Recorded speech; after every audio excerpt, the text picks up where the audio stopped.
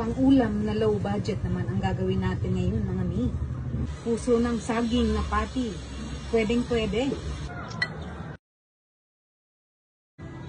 Grabe oh. Harap, grabe. At ito ang ating main ingredients mga mi. Puso ng saging, itlog at harina lang. Tatanggalin lang po natin yung pinakaunang mga balat ng saging kasi medyo magulang na yan. Kaya matigas na yan, hindi natin isasama yan. Pero yung bulaklak niya, isasama natin yan kasi malambot naman yung part na yan. Tatanggalin lang natin yung nasa gitna niya, yung parang stick, yung parang posporo yung itsura niya. Kasi di natin mangunguya yun.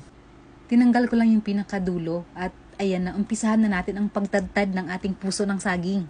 Pipinuhin kasi natin siya na parang giniling. So, ganyan ang way ko. Medyo mabusisi nga lang. Pero kung makakatipid ka naman at para sa pamilya mo, go mo na mi. Di lang yan mura. Healthy pa yan kasi gulay yan. Lalo na sa mga chikiting na sobrang pihikan sa ulam. Nako mi, mapapakain mo talaga siya dito mi. Yan, natapos na po natin siyang pinuhin at ganyan po ang maging itsura niya. Lagyan natin ngayon ng asin. Lamasin po natin ngayon ng dahan-dahan hanggang ma-spread po natin yung asin. Pagkatapos lamasin, pigaan, parang masarap yun ah.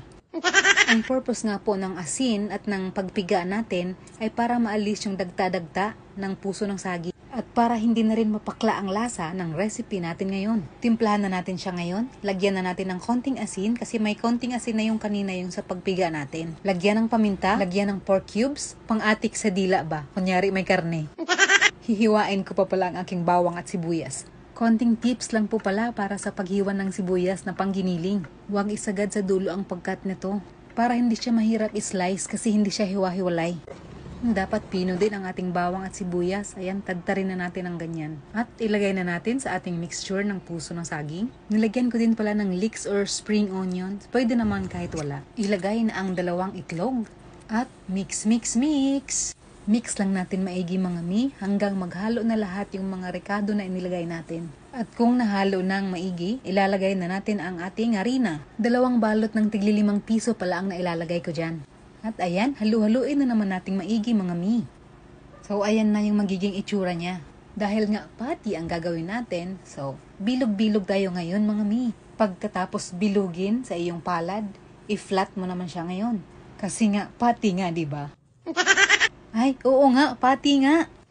Ang susunod naman natin gawin ngayon ay ang sapin ng ating patty para hindi siya magdikit-dikit pag ipatong-patong natin. Dahil tipid tips nga tayo mga mi, so DIY ulit tayo ngayon. Upo mga mi, plastic labo. Gupitin natin bawat sides ng plastic labo at hatiin natin siya into 8 equal parts. At ganyan na nga po ang maging itsura niya. Ipatong or isapin na nga natin siya ngayon, isa-isa sa nagawa nating patty. Para, yun nga, hindi siya magdikit-dikit. Isa-isahin nating i-arrange sa ating lalagyan. Kasi, ilalagay muna natin siya sa freezer ng at least 1 hour or pwede rin siya overnight para mas maganda yung pagkahulma niya. Habang mag-aantay ako ng 1 hour, so gagawin ko na ngayon ang ating gravy. Naglagay lang ako ng 1 kutsarang harina at hinaluan ko ng 1 kutsarang crispy fry. Promise mga mi, ito ang teknik ko para maglasang Jollibee ang aking gravy. Ilagay yung tirang cubes natin kanina, konting asukal, konting toyo, pampakulay lang, paminta, at konting tubig. Halu-haluing maigi hanggang matunaw lang yung harina. Lagyan natin ng mushroom syempre para maglasang Jollibee talaga siya. Isa lang na natin sa apoy, halu-haluin hanggang maluto yung ating harina.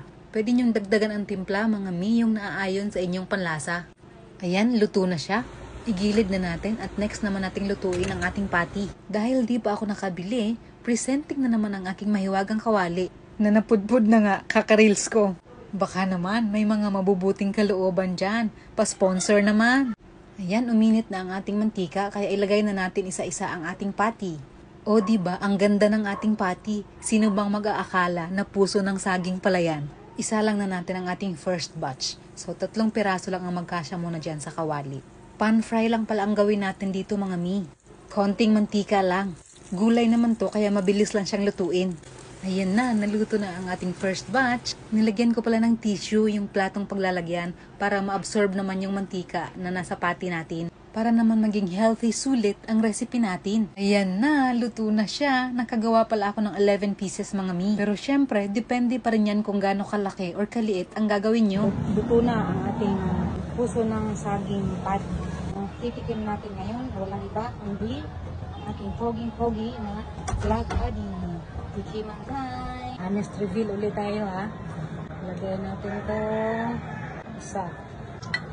Lagyan natin ng gravy. Ooh. Bango? Nang amoy. Amoy Jollibee? Oo, diba? Sabi ko sa'yo. Ito ang nagpapa-amoy ng Jollibee. Ang ating sikreto. Ano ba nilagay mo dyan? Malalaman mo. Okay.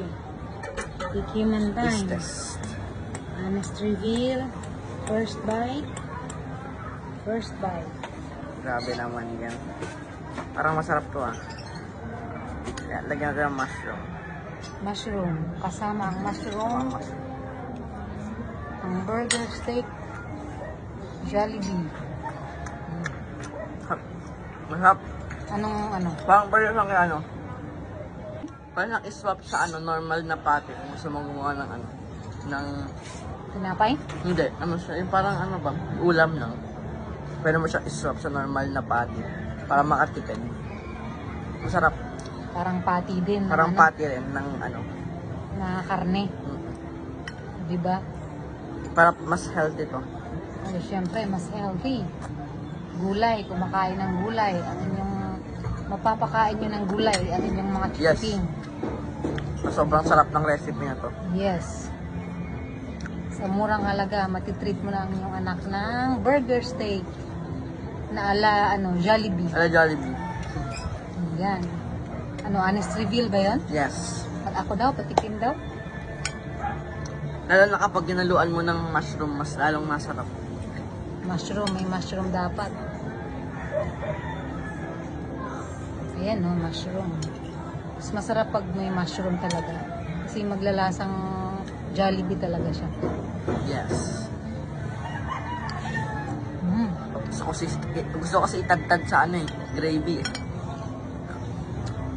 Parang sarap magkanin. Kain tayo mga mi. Sarap. It's very good.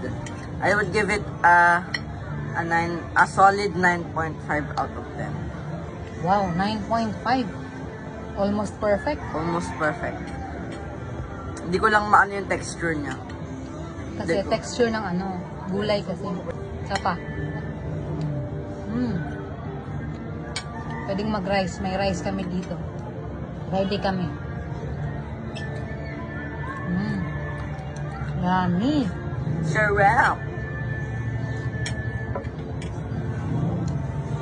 Panalong-panalo.